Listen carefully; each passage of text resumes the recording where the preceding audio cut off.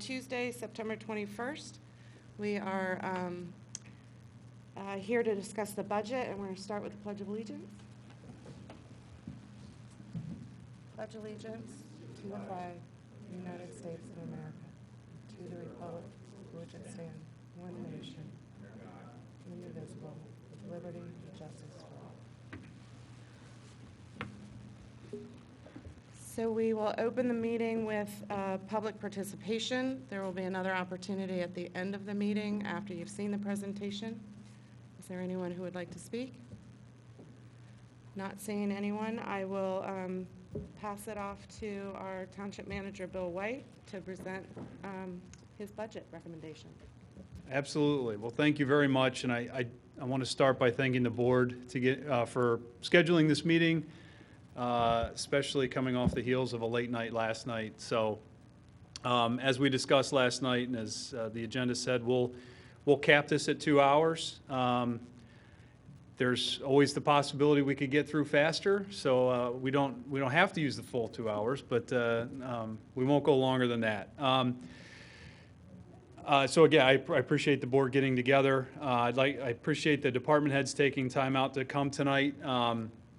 After discussion with a couple of the commissioners and preparing for tonight, we ultimately decided not to do the typical department by department presentation.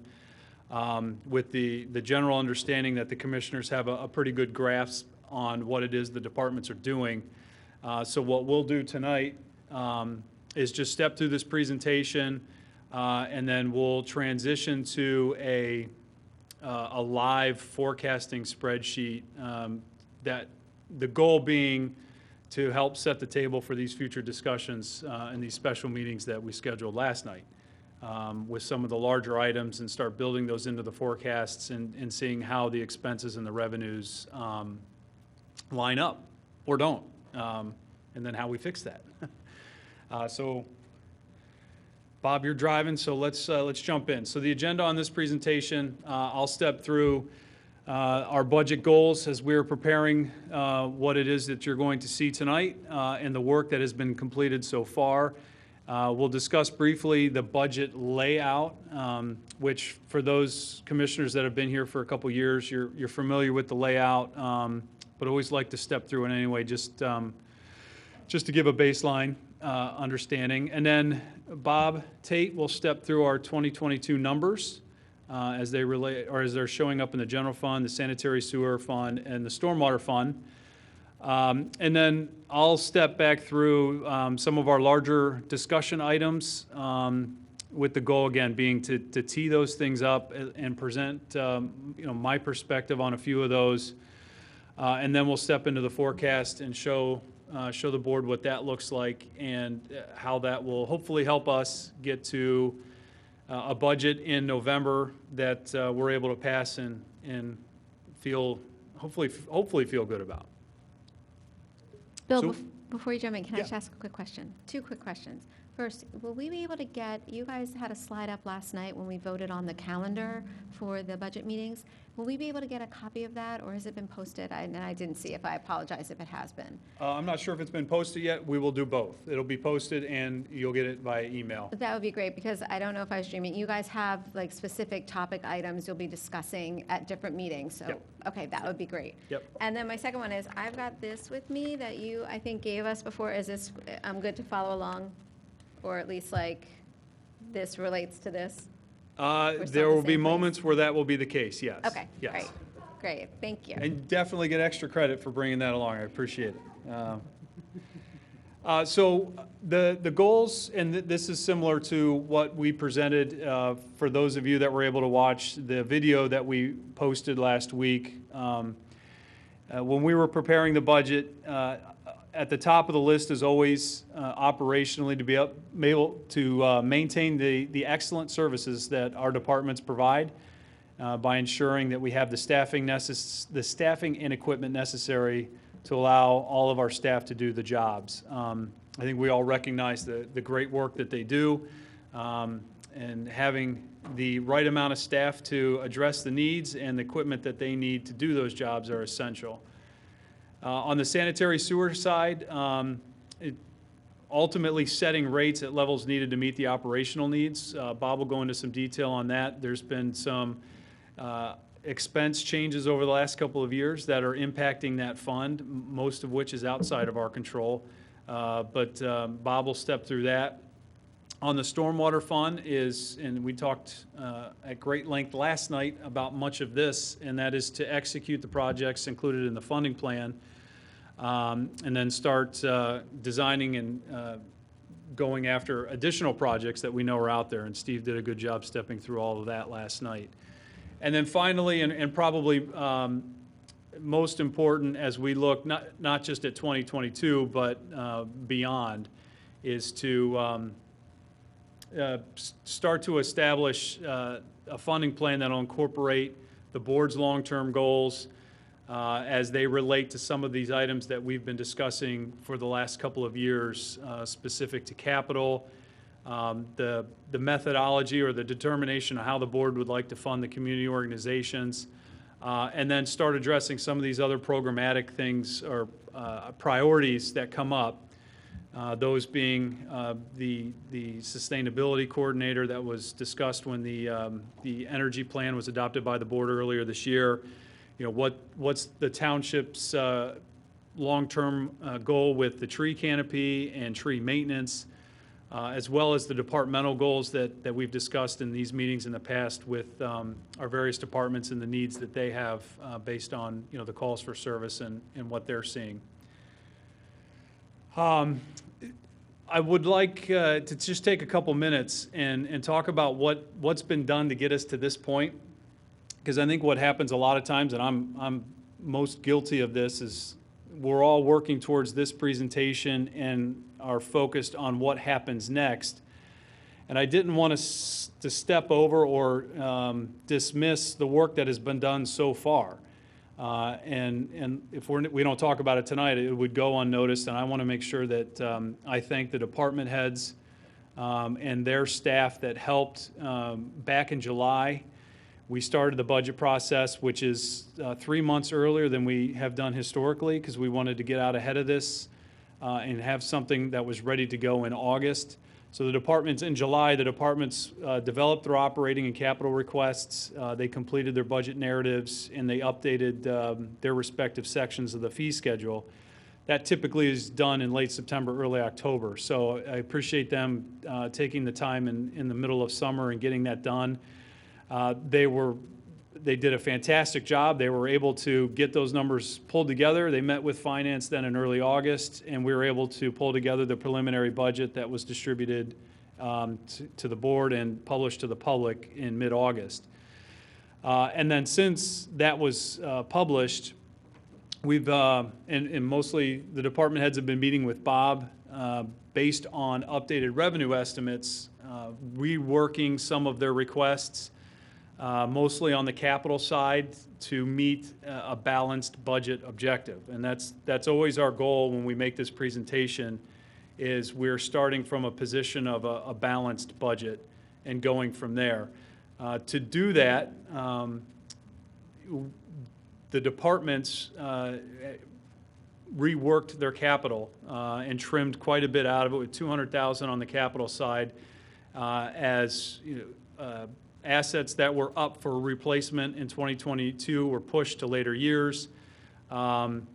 Any kind of new requests were removed from consideration, at least until we're at a point where we're a little bit more financially stable and we can reconsider some of those items. So I know a lot of times when we get to this meeting, we think that, again, the numbers are just starting off here, but a considerable amount of time and effort has been put in by all of the departments to start with a preliminary budget and refine our way to where we're at now. And I appreciate all those efforts. And we've been successful. We have a budget that we're starting off at a pretty good spot on. Thanks a lot to their efforts. And then Bob Tate, of course, for leading those discussions. Switching gears a little bit, I'm not going to spend a whole lot of time on the fund organizational chart. This is in the budget document, but this is the roadmap, the financial roadmap that we follow. As a governmental entity, We are required to account for our activity in various funds. By definition, funds are a set of self-balancing accounts. For Radnor, the general fund is the one that we spend the most time on. That houses all of our operations. It houses all of our real estate and business tax revenues. And then the general fund is like the parent account for all of the other sub-funds, and it transfers money as needed. Some of the sub-funds that we're familiar with, we are our sanitary sewer fund, stormwater fund, liquid fuels fund, which is used to pay for our road resurfacing program. We have our commemorative shade tree fund, the Willows fund, park and open space fund. So each of those items has a very specific either section in our code or a specific revenue source that requires them to be accounted for outside of the general fund. So those are all set up that way. And again, this is something we could spend hours on, but it's good to just get a basic understanding of how the flow of funds is. And at times, when we get in some of our discussions, just making it clear that stormwater is a separate fund. It's not commingled with the general fund. All of the stormwater fees goes into that stormwater fund. Same with sanitary sewer. Same with the commemorative shade tree, for example. When we get the donations from Chanticleer, those proceeds go into the shade tree fund and can only be used for the programs that operate out of that fund, which are primarily planting trees. So this is a good page to study to get an understanding of where all of these different elements of our operation are housed at on an accounting side. Then the budget itself is it's laid out in a way where at the front end with the executive summary, that is the highest level review of all the aggregate amounts. You can get a real quick understanding of the major components of what helps the township operate from a financial sense. And includes all the aggregate revenue and expense accounts for all of our funds and how those are broken up in between their different categories, whether they're tax revenue or department revenue, or on the expense side, whether they're payroll or payroll-related expenses or capital. Then we take those numbers and we go into a bit more detail and break them out by fund, organized in the same manner as the prior slide. Each fund has its own revenues and expenses and fund balance. If the fund has various departments, we then go in and show that activity by department, which in our case is pretty much just the general fund. So you can get a sense in the budget book how much every single department spends, all the way down to an expense level detail. And then because we have the new software, we're able to associate revenues by department as well, so you can get a quick sense of revenues and expenses by department. And then at the back end of the budget book, we provide some information on historical real estate tax value, comparisons of the cost to live in Radnor, where we aggregate the various taxes from all three of the taxing entities here and compare those with surrounding municipalities to see how we stack up. And then we also include some additional detail in that section with regard to payroll and some other things. So the book was designed to like a triangle. If you just want to get a very quick sense of how the township operates, read the executive summary.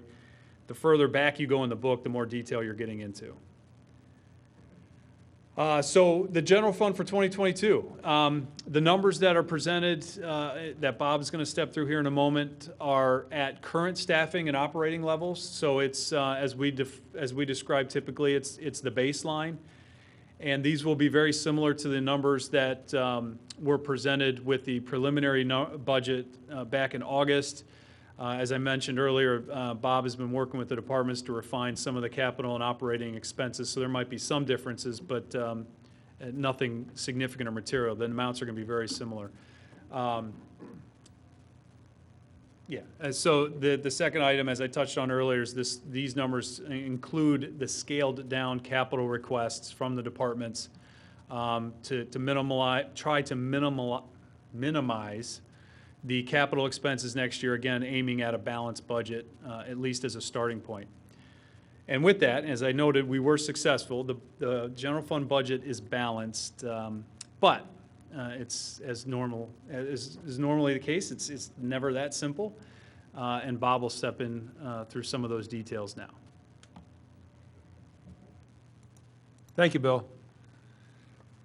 Yes, so what is the big but that we're discussing right now?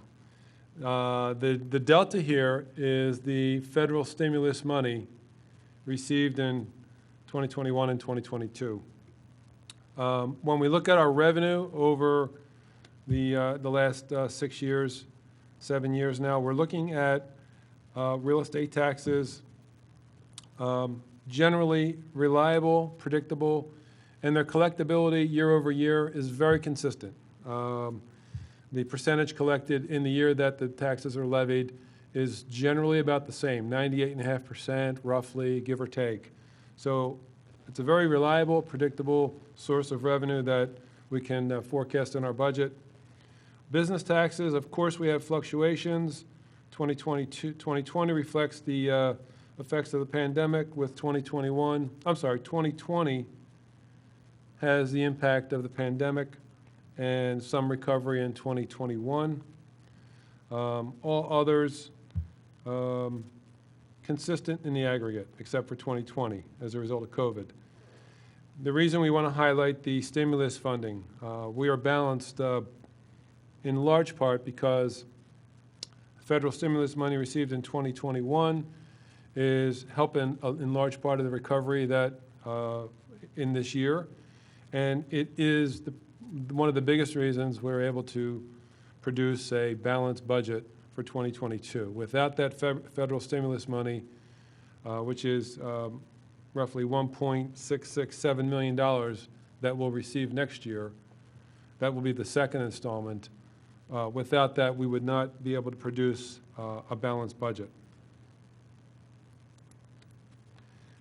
As we take a look at the millage history, you can see this is a quick snapshot over the past 10, going into 11 years with operations essentially flat from 2012 through the 2018. Some increase in millage adopted in 16 for covering the debt service on the Park and Trail bonds. Again, in 19, additional millage covering the just the OPEB pay-as-you-go component. There was no additional OPEB funding for 20 or 21. And in 2021, we see the effects of the countywide reassessment where the overall millage rate has been adjusted to reflect a revenue-neutral position for real estate taxes. Again, we presented this in the presentation that was circulated and posted on the Township's website. Just a quick snapshot, the year-over-year comparison of the business taxes, local service tax, relatively stable, slight pandemic-related fluctuations. We'll be keeping an eye on this going forward to see what the impact of remote working and if there are fewer people working in offices in the township, what that might do to our local service tax revenue stream. Mercantile, 2022, similar to 2021, still feeling some of the effects of the pandemic. The business privilege, we're seeing a nice recovery, and in 2022, we're projecting the base business taxes as well as some projected audit revenues coming in and helping to increase that line and bring it back to more in line with where we were pre-pandemic levels. Bob, before you jump off that one, I want to just a quick shout out to the commissioners for the decision last year to allow businesses to change their business tax estimate percentage. Jeez, I'll get that out eventually. If you'll recall, last year during the pandemic, we allowed businesses to ratchet back their estimated taxes for this year in anticipation of the hits they were going to realize because of the shutdowns. Otherwise, they would have had to pay on a 100% estimate last year, so we would have overstated our revenues last year, and we would be in a position now where we would be refunding a lot of money, and the graph, especially for BPT, would be flipped, where we would see revenues in 2020, but then we would be giving those back this year. So this is the product of the decisions made by the board to allow businesses to do that and match up the losses they were realizing at the time they were realizing it, and then immediately get back on track this year. Thank you. And lastly, the realty transfer taxes. We continue to have reliable, predictable numbers and doing well in 2021 and also projected for 2022.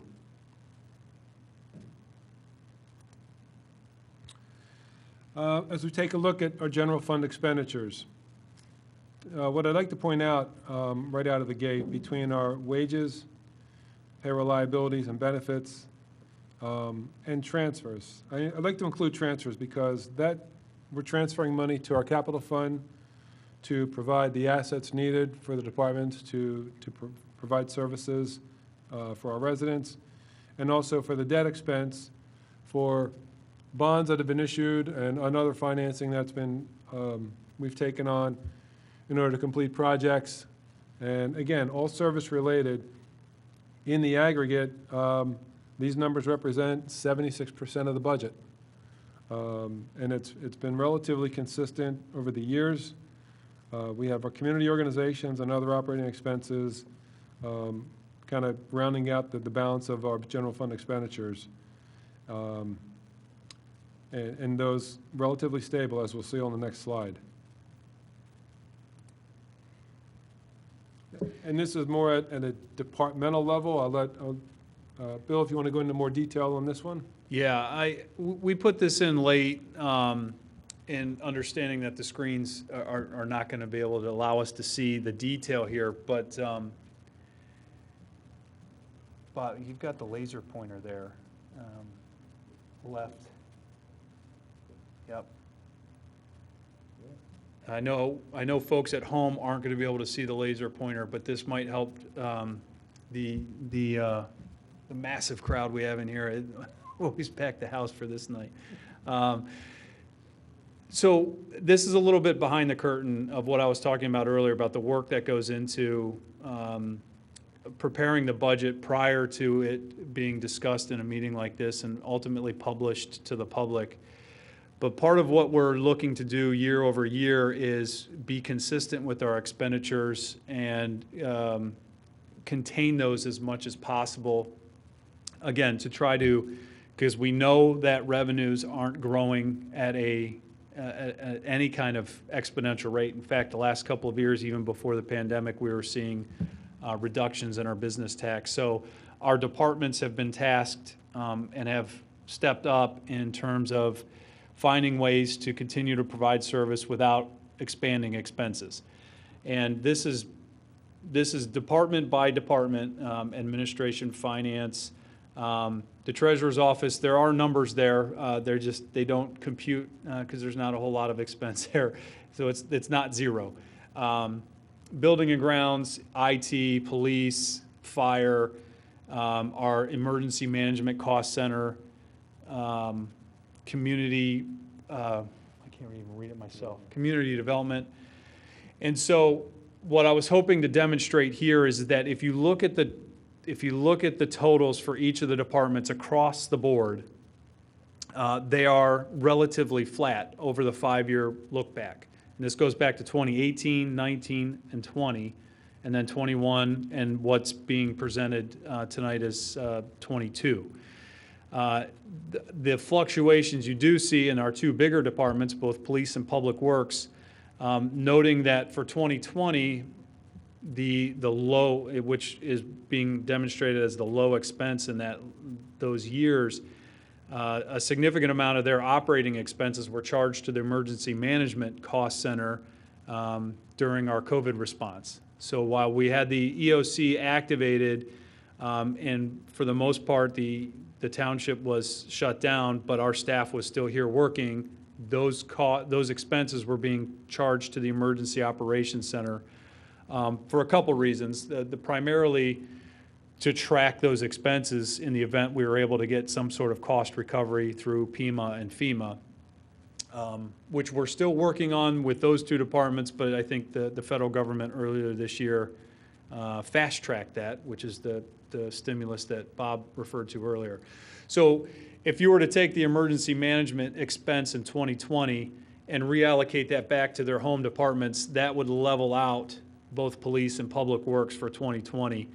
For 2021, the little tick ups that you do see in a couple of departments demonstrate a couple of variables. First of all, and we've talked about this in the years that I've been doing this presentation, on the payroll side, which we just saw is more than half of our operating budget, when we budget those payroll numbers, we're assuming that we're paying full payroll costs for every employee all year long.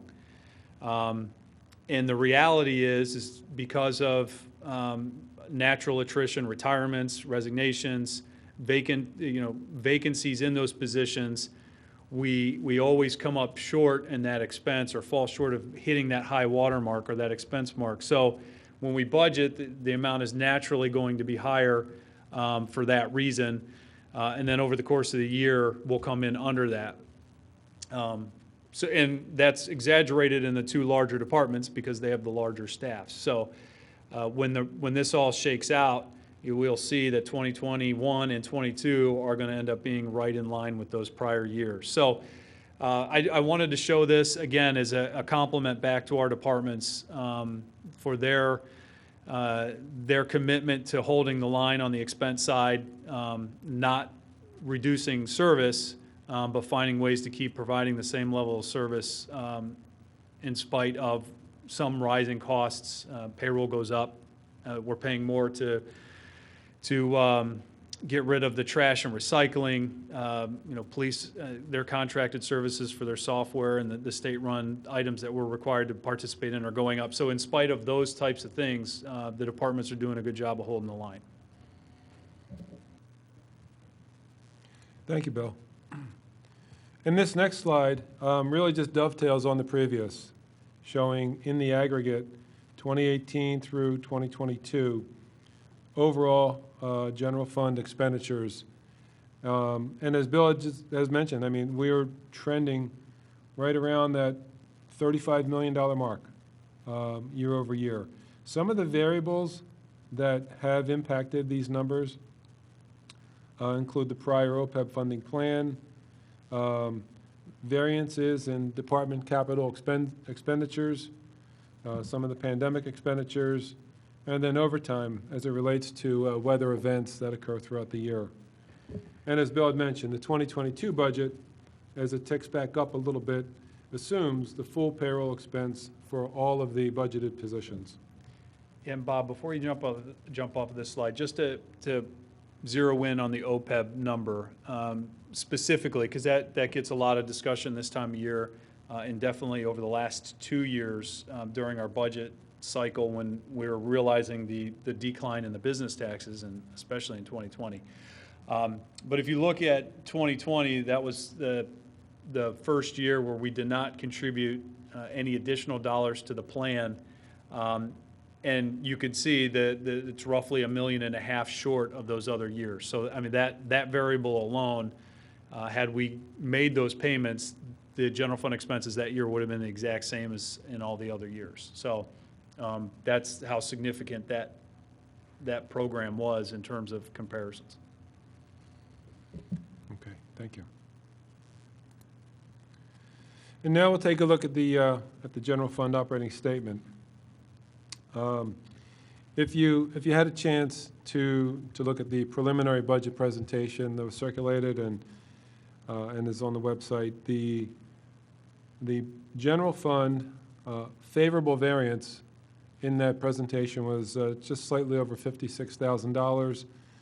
And again, just in the past week, and as Bill had mentioned, working with department heads, asking them to concede and cut back on some capital and concede on some of their, just trim the operating expenses and defer what we can. we were able to reduce some of the expenses and increase that favorable variance to just over $158,000.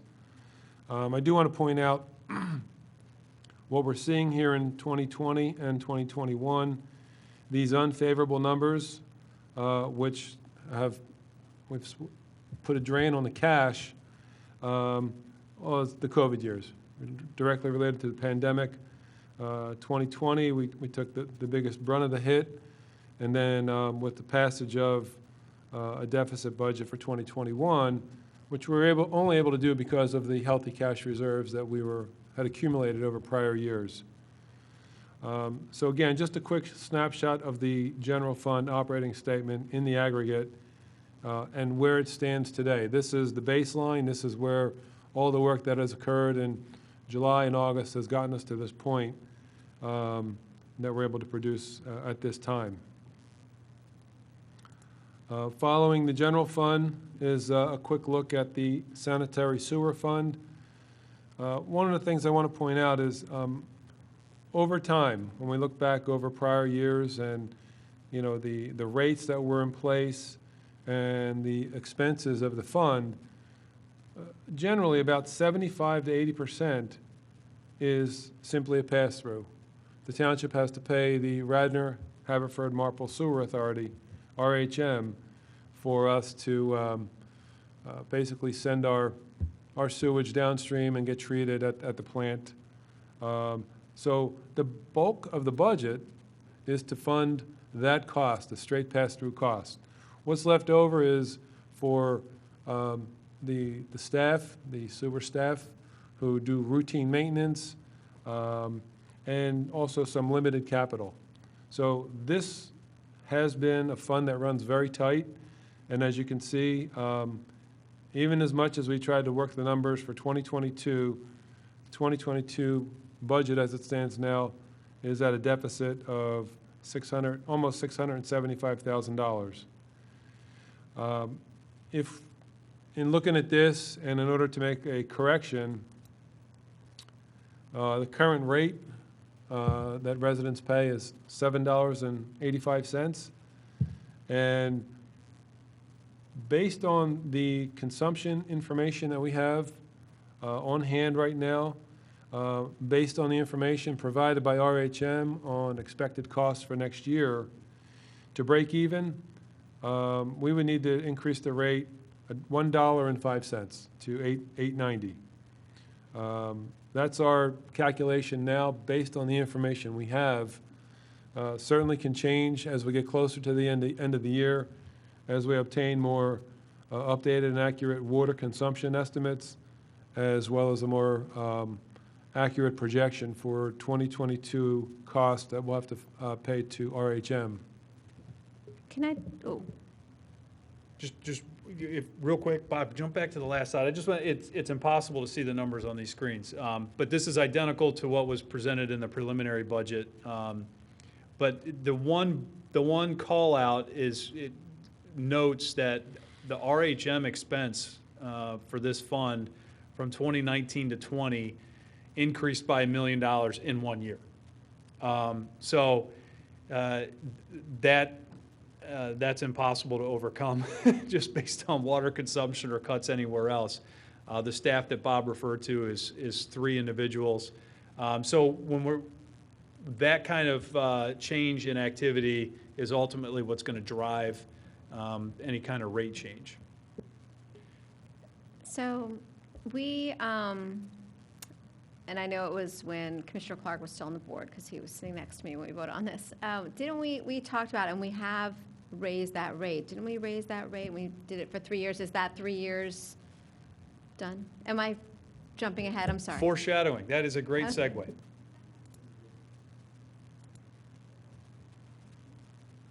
So here's Commissioner, just what you were just speaking of, the rate history going back to 2012 and the changes over the years that got us to $785. So no increase in last year. 2021 is the same as 2020, but some incremental increases for 18 and 19. But as you can see, 15, 16, and 17, the rate remained flat. Can you go to the back slide? So you're gonna, it's going from 785 to an estimate, what's the break even? $8.90. 890, okay. So typically, we're doing this presentation later in October, and at that point, we would have the next quarter's aqua consumption information. So at this point, you know, we're waiting on updated, as Bob pointed out, we're waiting on additional updated consumption numbers from aqua, as well as, actually, I think RHM is meeting tonight. They're probably meeting right now, and they'll have additional information for us on what they expect upstream from RHM with Delcora. So that'll help us get a better sense of what those numbers might be for 2022. Is it possible they would raise their rates again, or so we know what they are, we know what we're paying them right now, there's not a chance until next year? Yeah, I actually had a conversation this morning with one of our reps from on the RHM board, and he suggested that we should anticipate those rates going up. So along with rates going up, I think I'm seeing it's estimated water consumption. Has there been a significant increase in water consumption in Radnor? Well, I'm going off of information that's a year old, so unless it's changed dramatically in the last year, in fact, what we were realizing for the past couple of years was a decline in water consumption. So the total consumption that we're basing our billing on was going down. Do you think there's a pandemic effect with people working from home and using water all day? So that's an important distinction. So the water consumption that we're using to base our billing off of is a year old. So we will get 2020 water consumption. That's what we're going to get to base our, well, I'm a year off. So well, my years are getting crossed up in my mind. So, yeah, we should have that. We might have that water consumption information. I don't have it memorized. But yep. Yeah, Bill, following up to Commissioner Maroney's point, is there any way to get that breakdown from Aqua, what the water usage is for residential or for commercial? Can they do it by zip code or do it by, it's either a commercial account, I have a commercial account for Aqua and I have a residential. The information,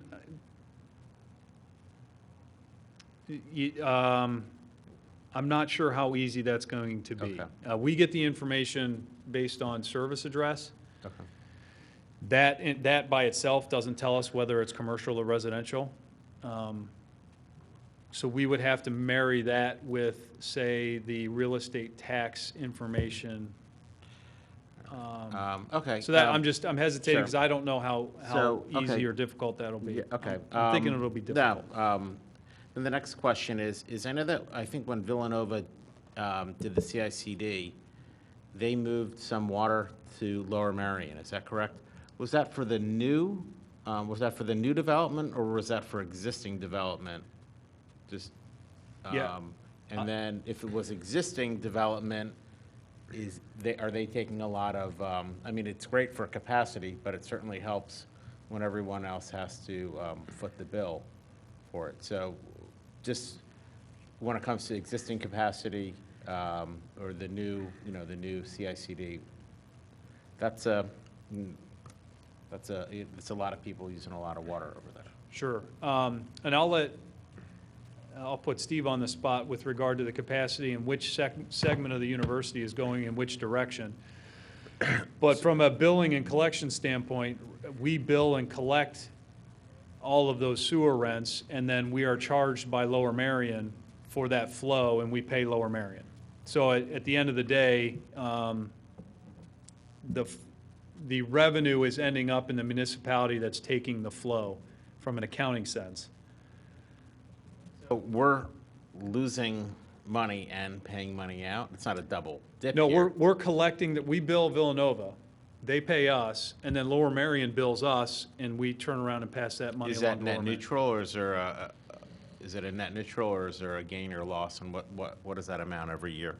Yeah, I don't have that memorized. We Yeah, certainly I can mean, get that. if it's, Yeah. you know, if it's $2,000, it's not significant. If it's 20,000, I'd be interested to know. No, it's hundreds of thousands. It's a significant amount. If you could get those numbers, I'd appreciate it.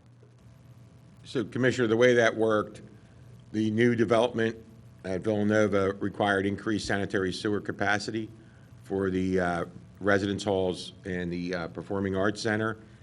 So Villanova shifted a portion of their campus over to Lower Merion, right, taking that out of our system and going to RHM, which allowed the sewage from the housing and the Performing Arts Center to then come into our system and go through RHM and get treated at the agreement that Mr. White noted. It's basically on the north side of Lancaster Avenue that went, portions of the campus on the north side of Lancaster Avenue went to Lower Merion. Just so you know, we already had other homes that went to Lower Merion too, prior to all this. And I should have known Amy would know this right off the top of her head, because she is the expert. We collect at 100% of our rate, and we pay Lower Merion at 95% of our rate. So we retain a little bit for the administration part of it, but it's otherwise break even. Just one other, did your contact at RHM, our rep, did you get a sense of when we might know if they're going to raise their rates? Is this something that would happen that would impact us now? Are they going to do it in November? You know, when are they going to be, when will we know if they're going to jump it up another $1 million? Well, hopefully it's not another million. They're meeting tonight, and my understanding was part of their agenda tonight was their budget.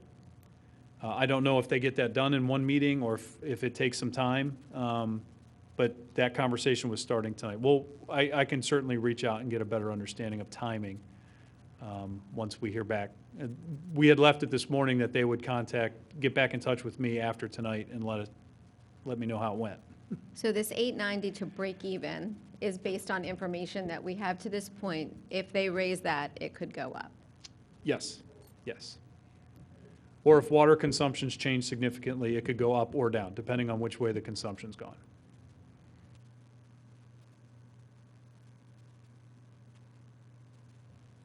So our other special revenue fund, we have sanitary sewer, and now here stormwater. And as we touched on this in the presentation, this fund houses 100% of the stormwater fee that is collected, and then that money is used for operations and projects. As we can see that in 2022, well, let me back up. The rate's been the same since inception, 2013. So the amount of revenue collected over the years is relatively consistent. In 2022, since we are with the board's approval and us taking on the number of capital projects that we anticipate in next year, part of the borrowing is $6.3 million, which is included in the revenue up here, and then the expense for those projects down here. And with that included, we'll still have a surplus of just under $500,000. But again, that surplus is needed for the smaller projects, many of which have been identified.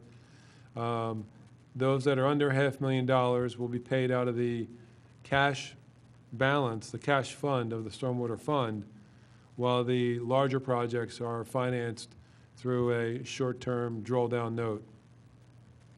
So all in all, that's the summary of our stormwater fund. Bob, where do you pay for emergency projects? The emergency are part of the, it's paid out of the cash reserve. The cash balance, which is, has been healthy, and we can handle the, up to about a $500,000 project. Those and smaller projects are paid directly out of cash. The only I would add to that is depending on the size of the emergency. So today, the emergencies have been in the hundreds of thousands of range, so we were able to pay that with cash. If for some reason the emergency was a multi-million-dollar emergency, we would add that to the borrowing. So say next year we have 2 or 3 emergency projects in the hundreds of thousands range. Are we able to, we have enough to cover it? Yes. Yeah, in the hundreds of thousands of range, we have, well, there's what, 3 million in the fund, so we've got some capacity there for that. The one thing about stormwater, and Steve, correct me if I'm wrong, but the emergencies we would experience here is more along the lines of infrastructure failure, being culverts. It's a little different than, say, the sanitary sewer line, where we could lose hundreds and hundreds of feet of line that has to be dug up, and where the cost can escalate quickly, or a pumping station that might go down completely. For the stormwater fund, it doesn't carry the same immediate large expense risk that the sanitary sewer fund does. I mean, the projects are expensive, but most of those are able to be planned out and spent in the normal course of business, not as an emergency. Mr. White's correct. So on King of Prussia Road alone, we spent well over $2 million.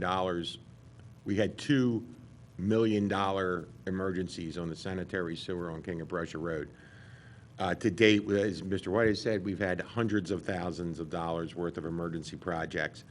That's not to say someday some sizable bridge we own couldn't get damaged in some kind of flooding. I hope that never occurs, but I agree with what he put forth.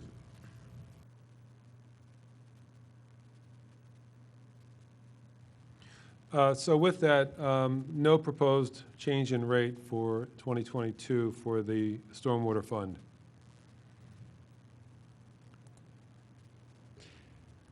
All right, switching gears now to our calendar. I believe that was emailed out. If you have access to your emails, the calendar that was approved last night, it should be in there. Here's a quick summary. Obviously, we adopted the calendar last night. I touched on the work that's been done in July and August. The board adopted the calendar last night. We're here tonight for the overview. We have a special meeting on the 30th. The topics that were identified for that meeting include the community organization groups, capital, and OPEB. And then on October 25th, for those commissioners that have been here for a few years, you'll recognize the adoption of the preliminary budget as being it's a charter compliance checklist. It is the preliminary budget. We're satisfying a charter requirement. It's not intended to be the ultimate budget that gets adopted, although by October 25th, we should be in a pretty good spot. It should be very close to what ultimately gets adopted. But that is merely satisfying the charter requirement to do that before the end of October. And then on the 27th, there's another special meeting scheduled, and the topics to review there are staffing, planning, programming review, and then any discussions on the budget items themselves to try to get us to a point where the board's comfortable with what's added, if anything, and then how that's going to be financed in 2022 and beyond. And then the goal right now is to introduce the budget legislation on October 8th, and then advertise for the public hearing and adoption then on November 22nd. And again, the calendar was moved earlier in the season. These discussions are happening earlier this year to avoid what occurred the last couple of years, where it's, the last meeting of the year in December, and there's still significant items that are being discussed and reviewed. So this gives us time to step through the budget at a little bit more of a regular pace. And if need be, we have time in December if anything gets pushed back to adopt then. So that's the calendar moving forward. And then switching gears, so as we pointed out earlier, we're starting from a position of a balanced general fund. So our expenditures and revenues are in line for 22. Bob accurately pointed out that that is in large part due to the federal stimulus, which is theoretically helping as a result of lost revenue from the pandemic and the lagging impacts that it's having on businesses and then ultimately our business taxes. But we are starting 2022 from a standpoint of a baseline break even. We'll touch on here in a moment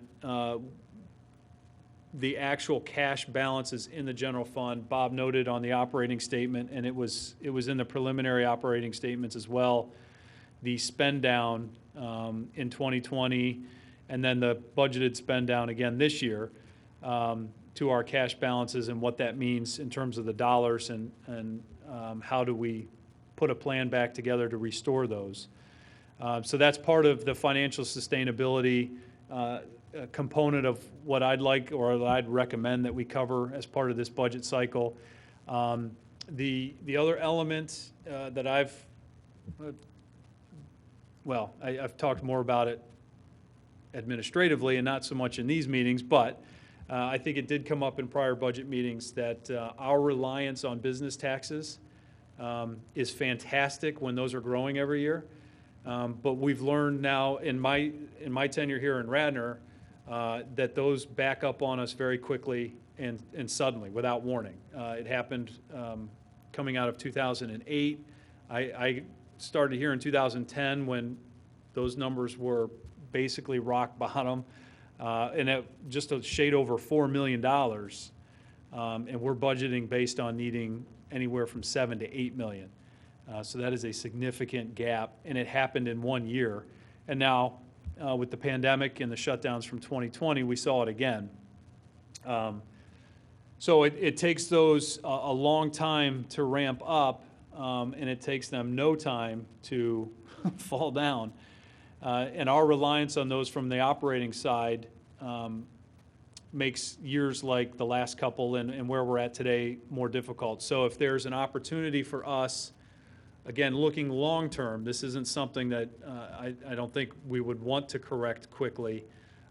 It's just, it's not feasible financially.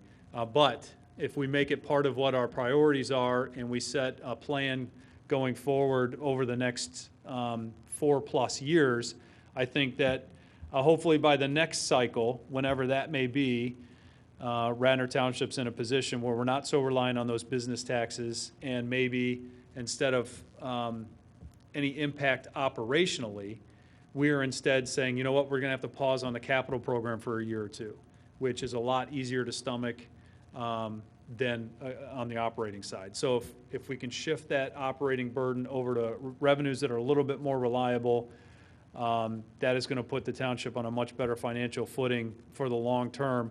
And we can utilize those gains of the growth in the business taxes like we have in the past instead for operating. We can use those for the gaps that we have in capital funding.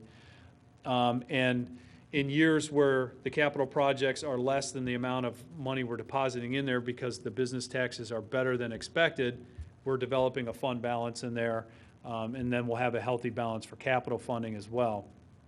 And like I said, in years where things back up or we miss, the revenues miss their mark, then we're scaling back on capital projects, and it's something for the last 10 years we've been pretty good at because we just haven't had a funding plan that allowed us to move on most of those projects anyway.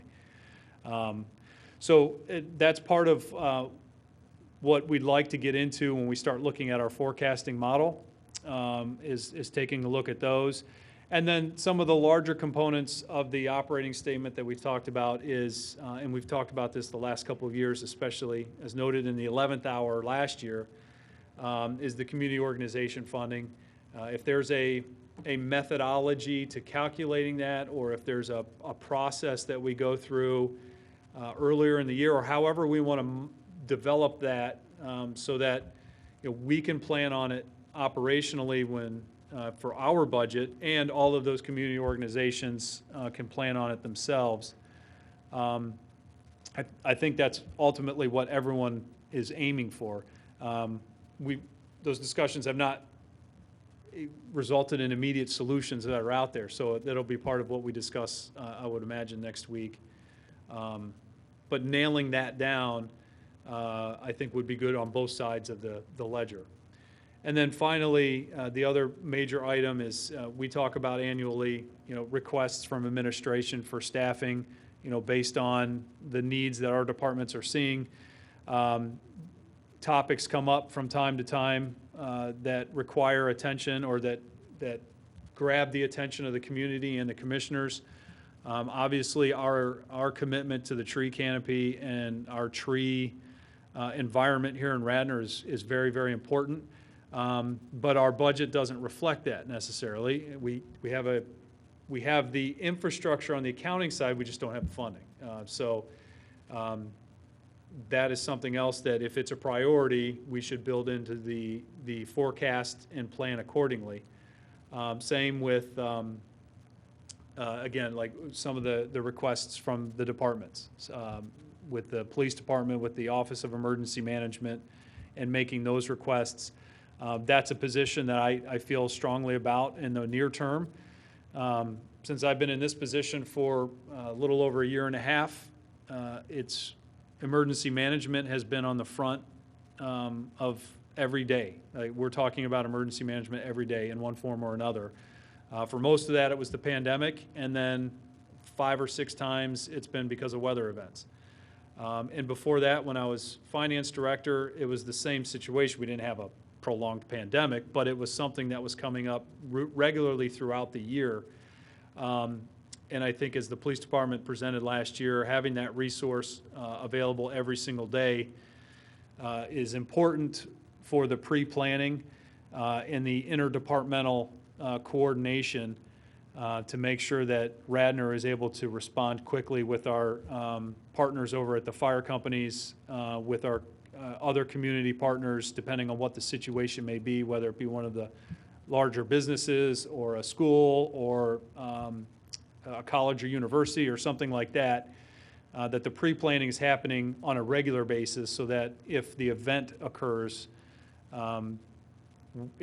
it happens naturally. The response happens naturally. Whereas right now, we've got great people that can think quickly and react and make decisions on the fly, which allow us to deal with situations quickly. But I think from an emergency management standpoint, that's not ideal. So having that resource is one that I will continue to advocate for. So again, I don't intend to get into all of those little details tonight, but that's part of the staffing and programming priorities discussion that we're aiming at the October 27th meeting to dive into and hopefully make some headway on. So when you combine all 4 of those issues or larger items together, it gets us to a point where, obviously we've got some big items to discuss. I will continue to recommend that these are things that are going to take some time to incorporate. We're not going to throw a switch and solve it overnight, but I think if we start putting the building blocks into place now, again, in the long term for Radnor, the township would be in a much better financial position, which allows us to react and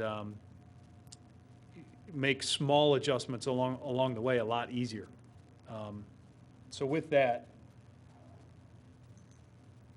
if we could, can we just move the tablet over? Or are we going to unplug everything? No, I think I can move it.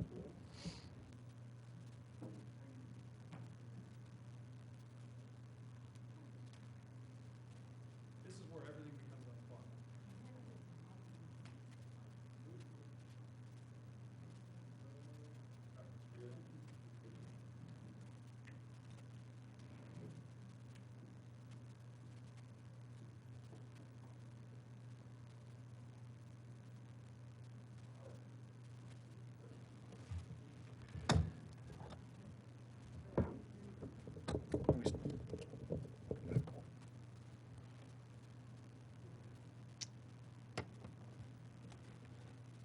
There we go, okay.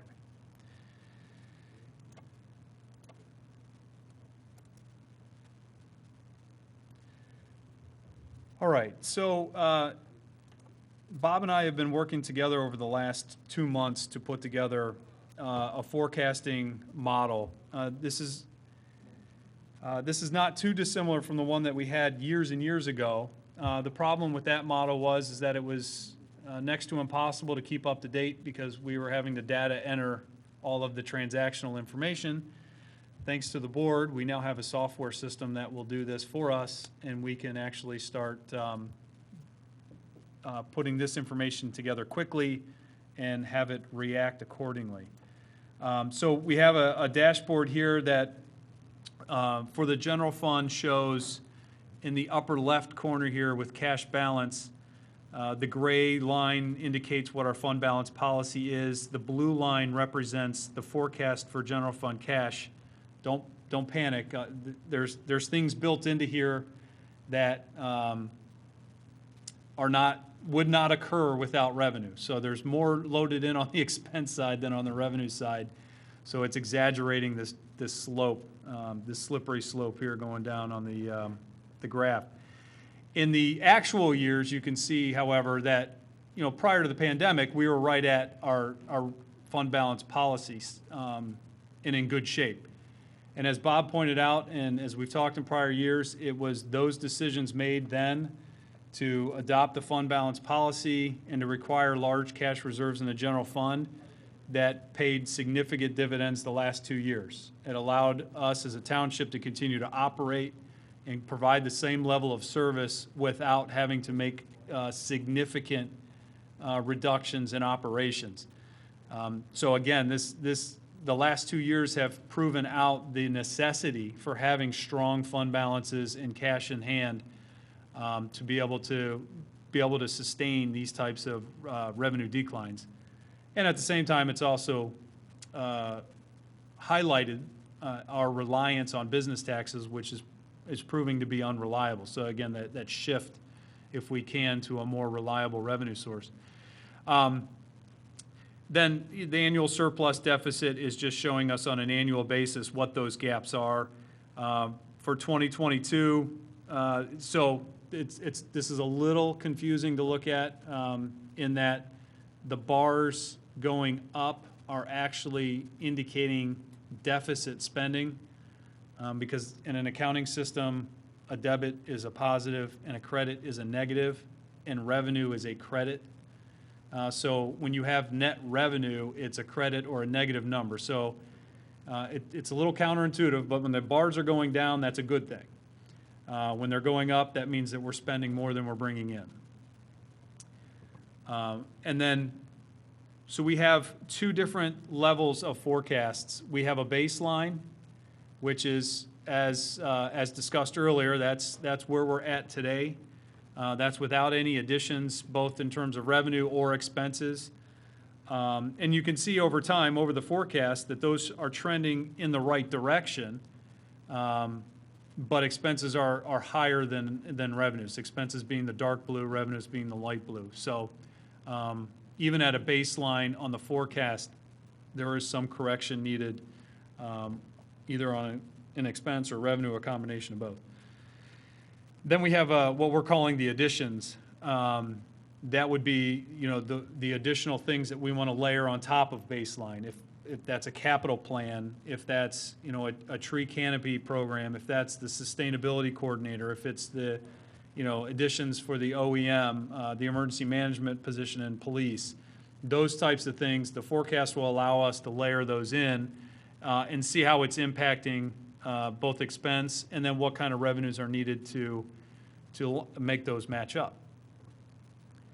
And then, again, on these screens, it's hard to really see the actual numbers, but this is our operating statement, the same one that Mr. Tate showed us earlier,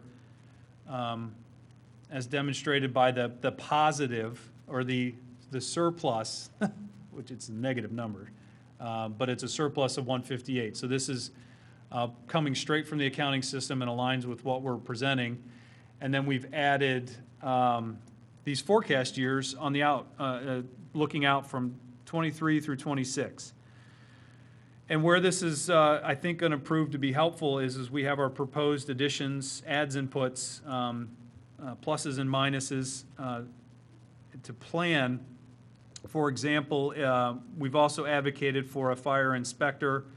That program as proposed, it would be an additional staff member in the Community Development Department, but it's also something that would be passed through as a fee, or could be passed through as a fee. We don't have to, but in this case, this is just showing that we would forecast a revenue and expense at the same time. And we can add and subtract these different priorities and programming aspects of what has come up over time, and add these expense numbers out here, and it flows through to the bottom line. So when we were looking at that graph a moment ago, we saw that the expense numbers were going in a different direction than our revenue numbers, and causing the cash to nosedive pretty quickly. And this is where that's being demonstrated. So the dark green numbers represent our cash balance in the general fund. 2018, we're north of 8 million. That actually grew to a little over 9 million in 2019. And then we quickly spent that down below 6.7, below 5.1, which is where we're budgeted to end this year. So, a $4 million plus decline in cash. And then obviously for 2022, baseline, without any additions or subtractions, this would go up slightly, all things panning out the way that's budgeted. And then in the forecasted years, we see that decline quickly. So where this, I think, can be helpful, and then down here is where we have our fund balance policy comparison. I'm not going to ask everyone to squint to see that, but that is part of the forecast and the model, so we'll see quickly, what adjustments we want to make. So to make sure this is absolute hyperbole, this cell here lets us play with any kind of millage adjustments on the real estate tax side for 2022. So I'm going to type in 100 so we all know it's hyperbole. We immediately know that's the right number because it's the same millage rate that we're at today as the increase, and it's generating roughly the same amount of revenue that we're getting in taxes. And we would never do that, but you can see quickly that our cash balance is going in the right direction, and our forecast numbers are very, very positive. So our hope is that over the next couple of weeks and in these meetings, we can go into here and play with these modeling aspects in an effort to build out a budget that incorporates the priorities that the board wants to see funded, and at the same time we can finally start to see how these decisions stack up with one another. Part of what we would do in the past is try to make these in a vacuum, and every decision probably feels a lot better when you're making it by yourself, but the question always came up, well, how does that impact this? And if we do this, this, and this, what does that look like? What Bob and I have worked on here is a way to build that so that we can finally start looking at it a little bit more holistically.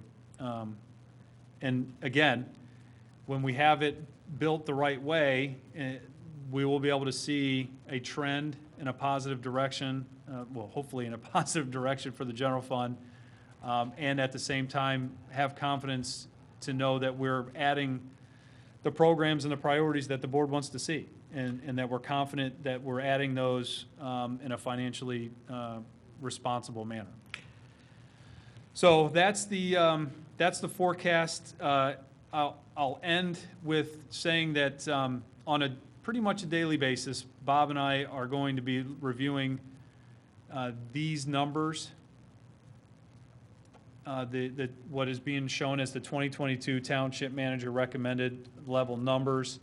As more information comes in, whether they go up, down, those will change. But as I present here now, I'm absolutely confident these are not going to change materially.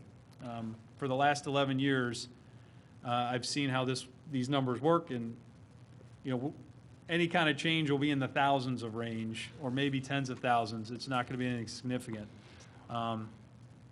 So I only want to qualify that in case we open this spreadsheet up at another meeting and some real detail-oriented person might recognize a number that's a few thousand different next time you open it up versus tonight. That's what's going on behind the scenes. And with that, that's where we're at with the presentation. We'll be happy to answer any questions that you have. Again, the goal walking out of here tonight is that the commissioners have a really good understanding of where we're at financially going into these discussions, and from my perspective, what the recommended discussions should cover. We can obviously add or subtract based on what you want to see, but that was the goal walking out of here tonight. Bill, so first I want to make a comment, and this is to you and your staff and the finance department, which I always forget when I say what a great job that you do and have done, and you, Superintendent Flanagan, really, and everybody here during the pandemic. We wouldn't be in this situation if it wasn't for all of you, all your leadership, everyone here, as well as your stewardship. So from the bottom of my heart to you and all the people that are under you, your employees, thank you. Thank you. You guys have done a wonderful job, and kudos goes out to the entire township. Well, before you ask your question, if I could Yeah, just well, jump in. that was the good part. Well, So, well, let me jump in while it's still good. And I would echo the same thing, and the credit really lies in all of the folks sitting around this room. Like the department heads and their staff are the ones that they're dedicated to providing those services. They understand the larger picture, and they're part of the team approach to get us to where we ultimately want to be. So I appreciate it, and immediately give it out to all the folks that I have the pleasure of working with every day. well, you can also give them the, everything that the questions that I have. I'm kidding. So just two quick questions. One relates to this. I see when we look at wages, we see an increase of, I'm just going to round, 400,000 right there.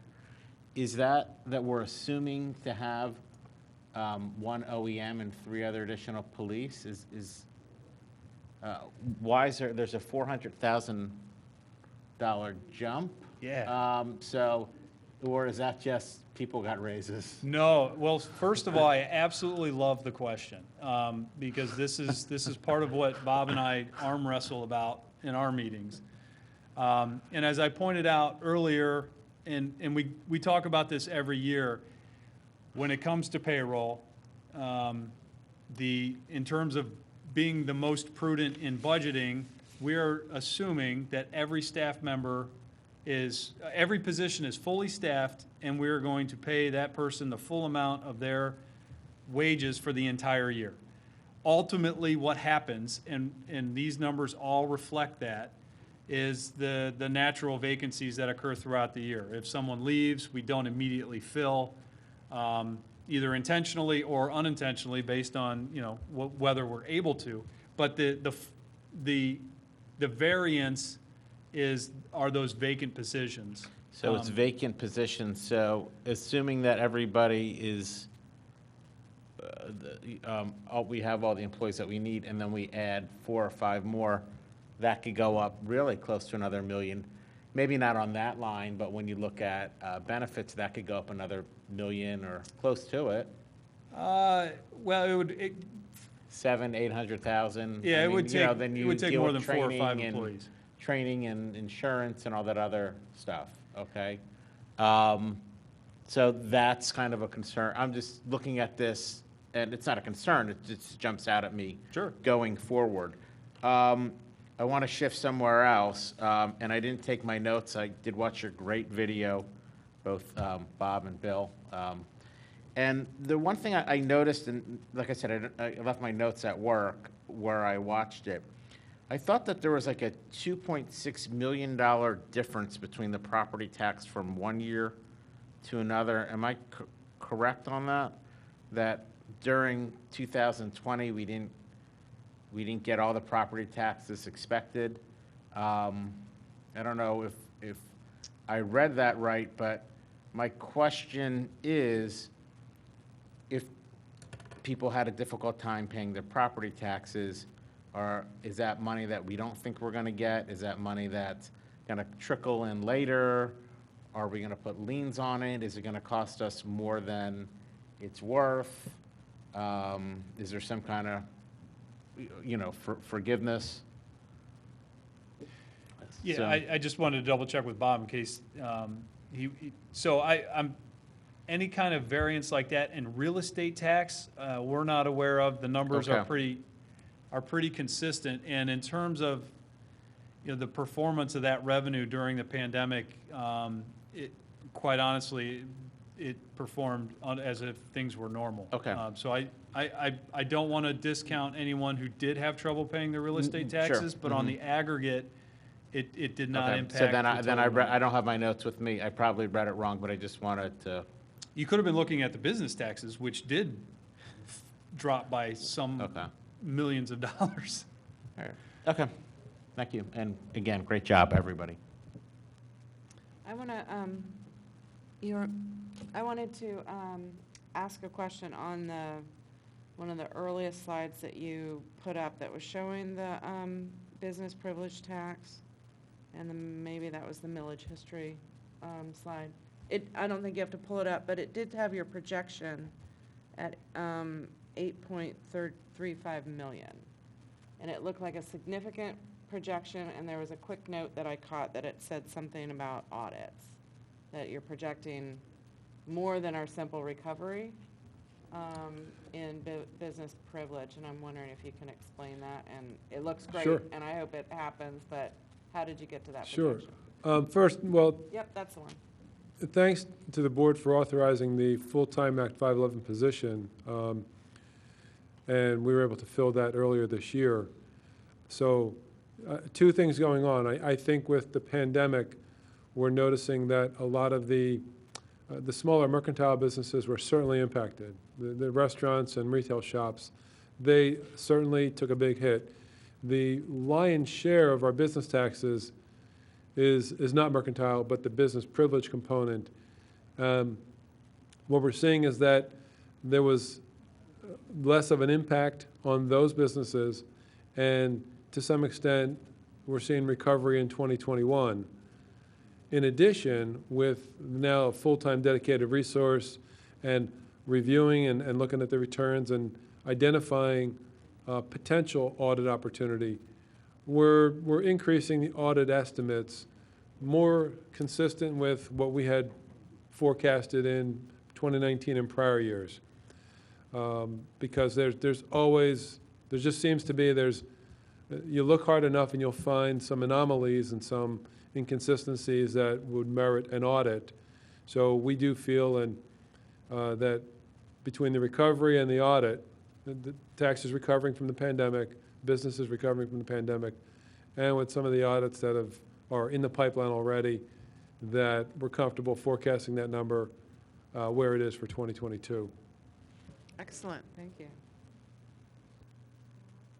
Lisa? So my question is going to be around what we're discussing, I guess that's next week, the community groups. So, and I know, Bill, you very eloquently explained, we do need to put a process in place.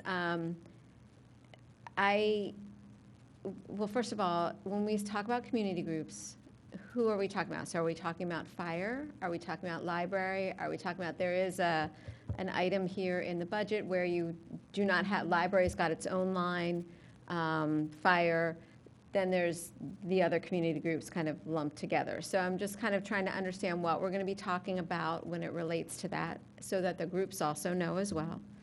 I've already had some people reach out to me and say, where are we in the budget? Where is it? So I want people to understand. Will we be doing some outreach to those groups who we currently fund so that they can be present at the meeting, just to be aware, provide their own input? And do you guys have a sense of what we might need to do or might want to do? I know that you'll be looking to us for that direction, but do you have a sense? Do you have a recommendation that you might be making? Yes, Commissioner, so consistent with last year, and as the manager had mentioned, we started this process earlier this year to kind of get a little jump on things. Similar to last year, and Ms. Lacy helped me out with, she actually circulated the request to the community organizations, similar to last year. And they were given a timeline, and they all responded timely with their budget requests for 2022. So we have all of their requests in hand. What's currently in the township manager's proposed budget is the number that is exactly equal to last year.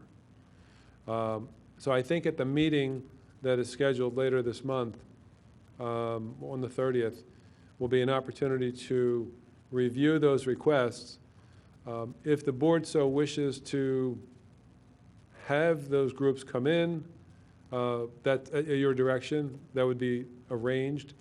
Or if it's more convenient, more feasible to share that requested information with the board, and then work those into the budget numbers. It would be more at the board's direction how you would want to proceed. For a matter of budgeting and establishing a placeholder, we did establish the number consistent with last year. So I think the bigger question and the bigger issue that we've kind of kicked around was, what's the process that the board does prefer? 2 years ago, there was a lot of presentations, and I know it took considerable amount of time, which then led to last year the process of, well, just send out the request, let's aggregate the information, which we do have. We do have it aggregated. It's prepared and ready for discussion. But more, I guess we're more looking for the board's direction as to whether you just want the numbers circulated and included in the budget, or before we do that, do you want to have some discussions on, or some presentations from these groups? So all of the groups are represented up on the screen. It does include everyone you mentioned, Commissioner, that, you know, from the library, the survey services, the senior center, art center, the fire companies, all the groups, and I know I might be missing a couple, but they've all responded. We do have their requests. So whatever the board wishes, we will establish that process for the board to review. So I'm fine with the, you know, the sending out the survey, receiving back the information. I don't know how my colleagues feel. That worked for me. I don't, I'm not a fan of them having to come and do a dog and pony show to try to, so that is something I know that I've always said since I've been on the board. What I'm not a fan of is what happened last year, and then that resulting in many groups, you know, being, feeling as if they were going to be negatively impacted, and then the flurry of phone calls coming and a lot of stuff happening that I think would have been avoided if we were able to have like an honest discussion to begin with and not just throw something out there at the 11th hour. And Bill, you did articulate that, and Bob, I know you've been working on that. So I would just want to make sure that we have, you know, a good process and that the groups are aware and involved, and they know that we will be discussing this on the 30th.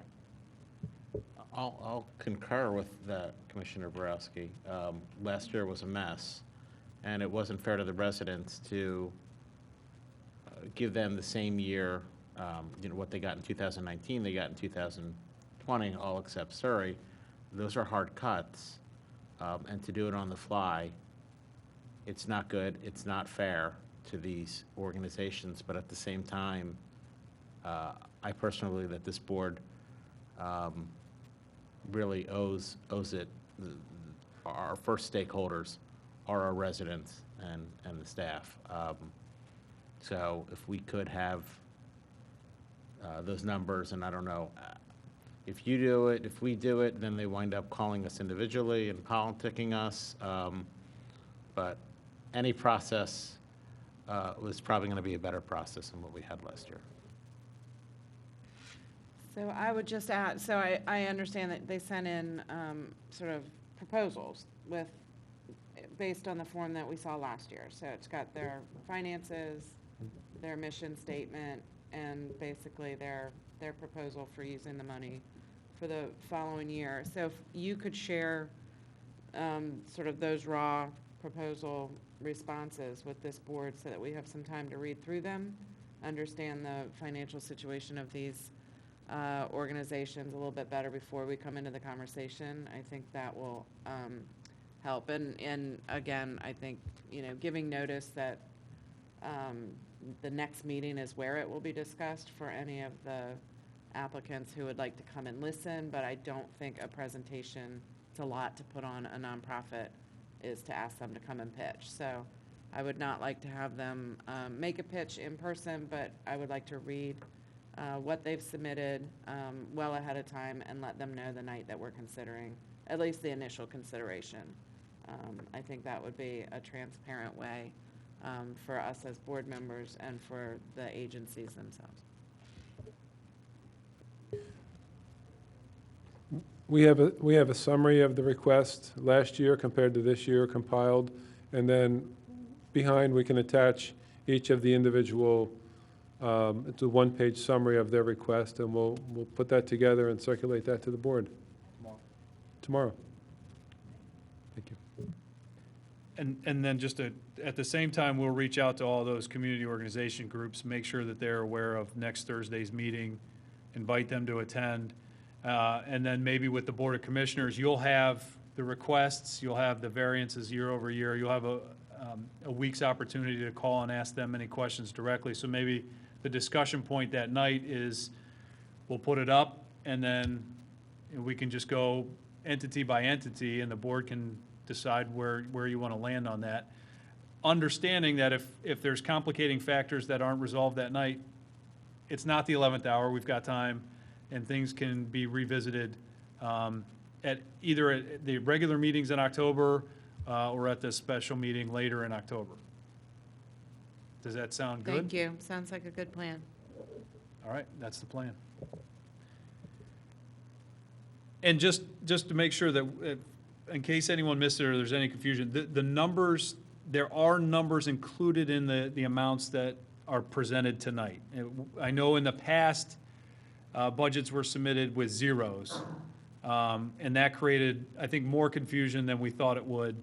So this year, we put in numbers, they're placeholders, they're the same numbers as 21, with the understanding that we're going to have these discussions. So we're starting off from a position where, if I'm predicting, but I think most of the amount that we're going to ultimately land on is already included in these numbers, which I think is a better place to be at today than having nothing in there. So, and then just one real quick reconciling item for, there are other contributions we've made to other organizations that aren't specifically listed.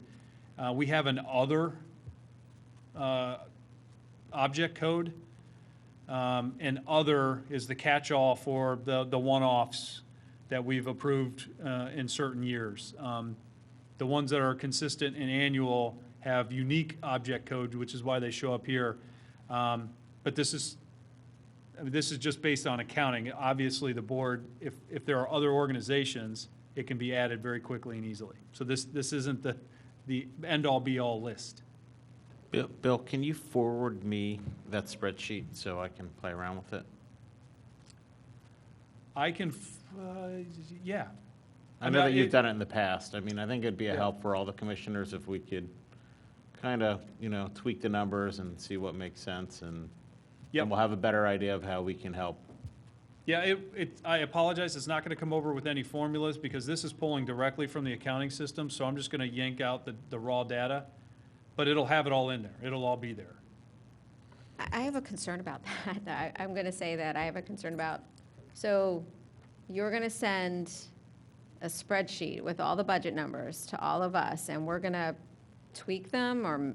I was thinking just this tab. I'm sorry, Commissioner Okay. Farhi, if I misunderstood. I was just thinking this community organization tab. Yeah, I mean, so if we cut here, we would add there. I mean, it's just going to the commissioners. I could wind up copying those numbers and doing a spreadsheet myself just to see, just so we can kind of balance things. But I think that these, while we have all these tabs, if you're going to send one spreadsheet, that's not going to show a broad picture of how that's going to. In the past, Bill, I do remember that you've sent me this, and I've gone through it, where I've looked at the millage rate, and I've looked at, for stormwater Oh, or you're for looking, sewer. you are talking the whole thing. The Yeah. whole- Yeah, I have a concern about Well, something like that there's- floating around and. It's not floating around, these are numbers. What's the difference if someone, Well, hold on, Lisa, what's the difference if someone takes some of these numbers, put them on a spreadsheet, and then just puts, some A5 to, B5? So this there's is an nothing. official township document that, And and if. we're official township employees. Okay, so, can you let me finish? Sure. My sentence, please? Absolutely. So, who's to say that you couldn't take this and, play around with the numbers?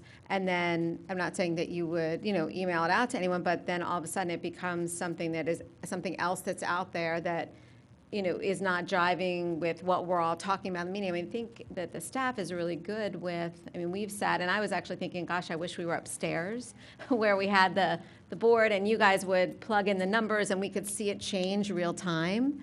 So, Sure. I don't know why you can't do that on a printout and No, well, exit out. Like, it just makes me you can't do it nervous. when you change the millage rate, because it changes everything. One formula changes another, but I'm kind of confused. We're all elected, we're all part of this township. If you don't trust me, then I don't know what to tell It's you. not that I don't but- trust you, it's just we could end up with, what if I did it and Maura Y- did y- it, and well, we yeah, end what up with if- what like if you- 7 different budgets out there. Yeah, you'll have, hold on, let me finish. We're You'll have- we're not please. talking access to the system. You just want like an export spreadsheet of what we're Yeah, looking just at. send me that spreadsheet so I can say, what happens. I can do a 3-case scenario. Let's say real estate or mercantile tax is great this year and it's 20 million, it's in line at 15 million, or it's terrible at 13 million. What other numbers do we have to affect? No, I don't want what's on your system. I just want a copy of the spreadsheet so I can look through. Yeah, and that's what I believe I said. I never said I wanted the system. I just want to be able to go through and see these numbers myself, based on stormwater and sewer and what we would have to raise, or if we pull. So if it's not 890 in sewer, if it's 850, then we may have to pull more money from the general fund and just play around with it that way. That's all I'm saying. I don't want access to the mainframe. I don't know, is that what it's called? I don't even know what they're called. Just So send me do a you copy have- of the spreadsheet.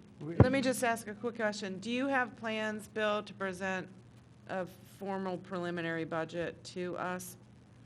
No, my hope is that we can, through our special meetings, plug in the numbers and nail down what that ultimate budget's going to be together.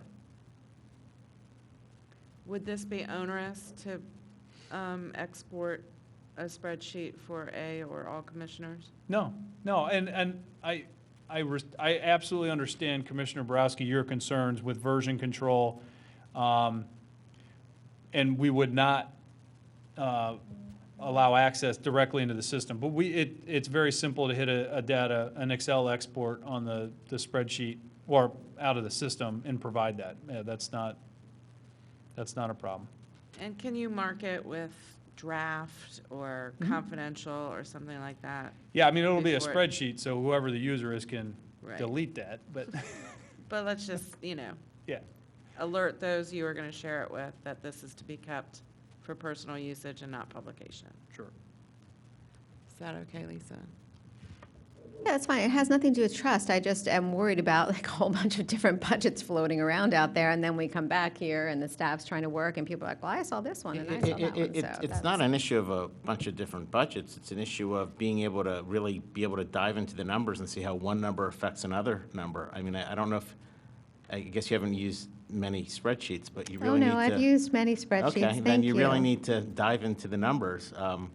Yeah, it's. So I guess As you know, that's what we do. That's what I did. So we don't need to, It's we a don't need to $40 argue over million it. It's budget. fine. I'd like to fine move on Excel. to, are there any other commissioner comments or questions before we move to public participation on a different topic. Anyone else have questions for Bill or Bob? Okay, I want to thank you both. I think this was an excellent presentation. It makes me look forward to the next. I do really appreciate all the work that you've done. I will now ask if there is any public comment. Well, just real quickly, as we're waiting for Mrs. Pilling to come up, what I'd like to do is extend an offer to each of the commissioners. If you'd like to sit down and go through this in more gruesome detail, we'll be happy to sit down and do that with you. We'll schedule a time and make that happen. Bill, yeah, I would take you up on that, but if you send me a copy of that, then I don't need to be there for 8 hours saying, can you change this number? Can you change this number? Oh, you want to go home? So I if think you just Sean- want to forward me that, that'd be awesome. Sean, I think we've Thank you. agreed that we're all going to get a copy of it. Awesome. And Thanks. it'll really prep you for that meeting. Sarah Pilling, 29 Garrett Avenue. As a senior and as a climate person very involved in climate science, I am particularly concerned about the heat that we're getting. This summer was the hottest summer on record. If we'd gotten to 90 last Wednesday, it would have been the 38th day this summer of a heat of 90 degrees or higher. So I'm very concerned about seniors. And I'm very concerned about keeping them cool enough. So I'd like you to look at, maybe you give it to the senior center and it's well advertised, that there be a way to protect those seniors when we get into those terribly, terribly hot days. Not everybody can afford air conditioning. Not everybody can afford their electric bill, so they're not even going to run a fan. Seniors are a little concerned, so they're not apt to keep their windows open, and then we get into a very bad situation. I'm sure you read this summer, and yes, it was in Oregon, but they lost 384 people from heat in a weekend. And I don't want to see that happen in Radnor, so I'd like you to put it in the back of your mind and think of a way that we can develop contingency plan, and maybe it's through the emergency operation person, but somehow people know where to go to get cool in these very, very hot summer days. And if they need a fan or a small air conditioner for the window and they're willing to put it in, that we can help people get those. Because I don't want to see seniors or infants dying of the heat. Thank you.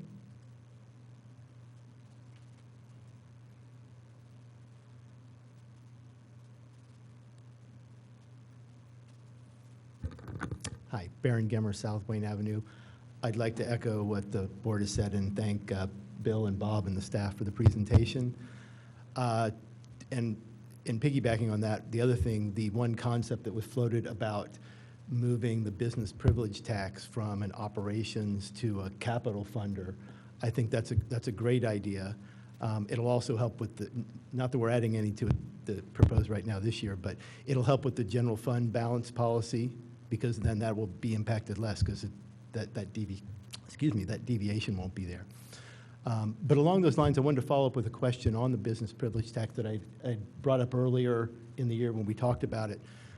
Given that it was just a prepay of 50% as opposed to 100%, and so then in the subsequent year, you'd be paying the rest of that year plus 100% because we didn't make that change for a subsequent year.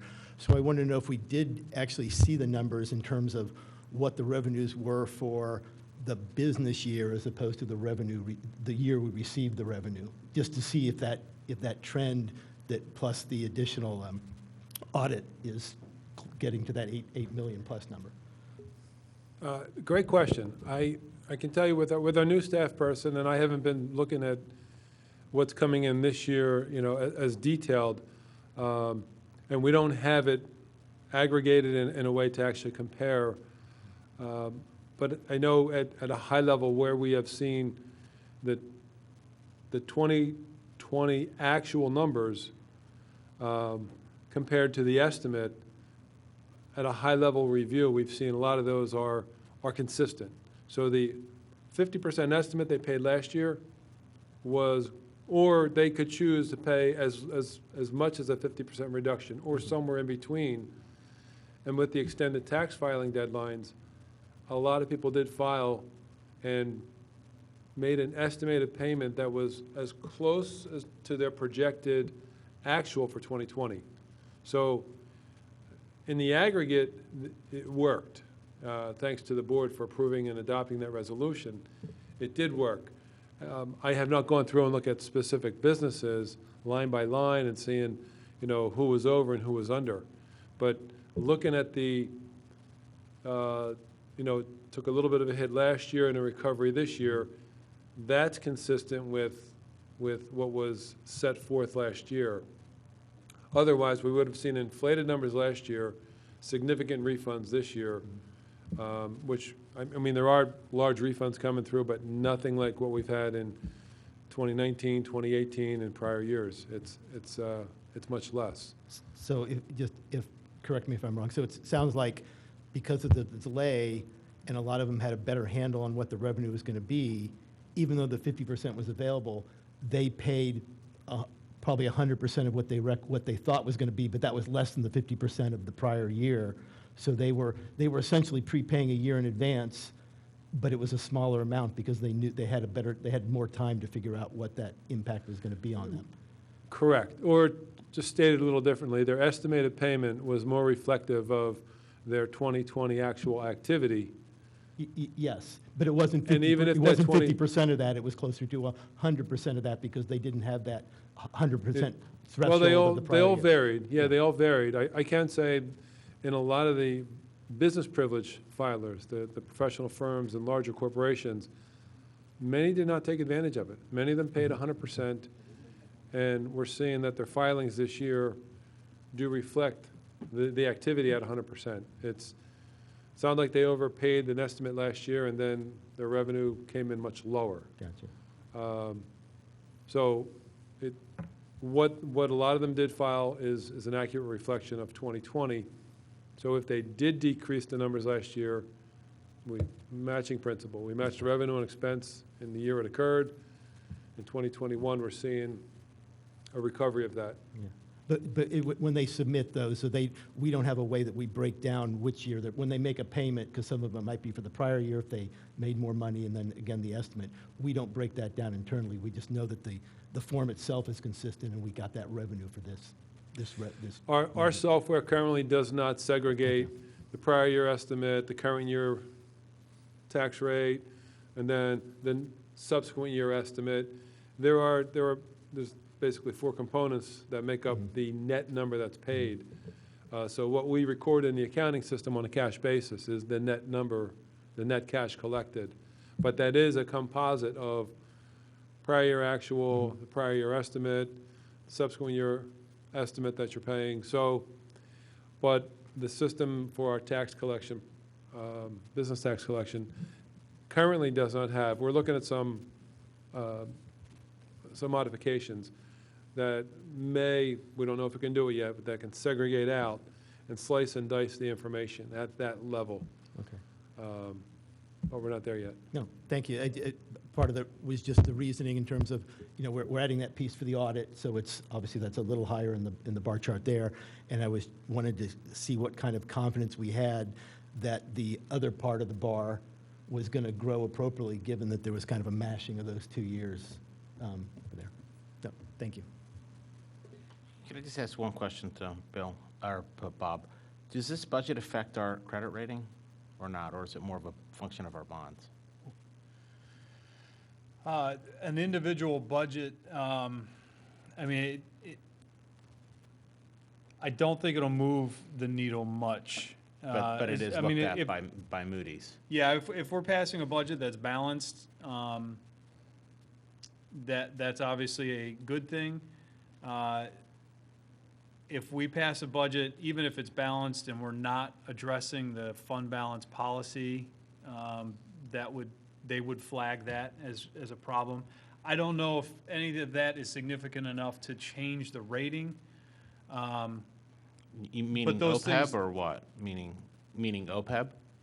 Like if No, I'm we talking don't- about the fund balance policy. Oh, okay. So we if will we hit our reserves. almost certainly end this year below the 25% fund balance level. Our policy dictates that we now need to come up with a plan on how we're going to recover that or fix that. So if we pass the budget and we have incorporated in there a plan, then it's all positive. But again, it's not positive in a way they're going to increase our rating, just as if we're not at a point yet where we have a plan, I don't know if that's significant enough to result in a downgrade, but it all kind of counts on the score sheet. So I